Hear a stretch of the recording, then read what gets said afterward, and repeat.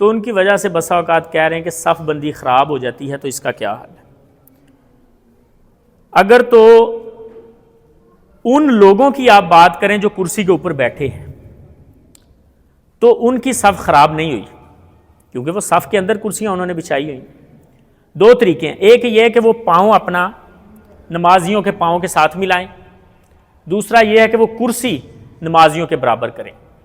اب نماز کے اندر صف ملانے والی روایت میں پاؤں کا بھی تذکرہ ہے، سینے کا بھی تذکرہ ہے، کندھوں کا بھی تذکرہ ہے۔ جو چیز یہ آسانی سے ملا سکتے ہیں نمازیوں کے ساتھ، اگر اپنا سینہ ملا سکتے ہیں یعنی کرسی اور پاؤں آگے کر لیں، پیچھے سے سب برابر رکھ لیں، تب بھی درست ہے۔ اگر یہ پاؤں ملانا چاہیں تو وہ بھی درست ہے، اس صورت میں بھی صف مل جاتی ہے، لیکن بہتر یہ ہے کہ یہ اپنا سینہ ملائیں، پاؤں آگے کریں، تاکہ پچھلی صف والوں کے لیے کوئی مشکل نہ ہو، سجدے میں ان کو تکلیف نہ ہو۔ یہ اپنا سینہ اور کندھے برابر رکھیں، پاؤں آگے کر لیں، ٹھیک ہے؟ تو یہ ان کی صف مل گئی ہے۔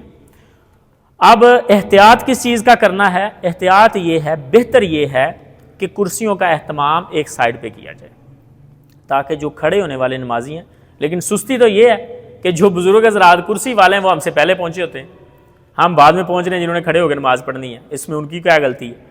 ہمیں یہ چاہیے کہ ہم صف کا اہتمام اس طریقے سے کریں کہ کم از کم پہلی صف مکمل ہو، تکبیر سے پہلے پہلی صف مکمل ہو، پھر ہم حق رکھتے ہیں کہ ہم ایک سائڈ پہ دائیں جانب پہ ان کی کرسیاں لگا دیں اور وہ اپنی نماز کو مکمل کریں۔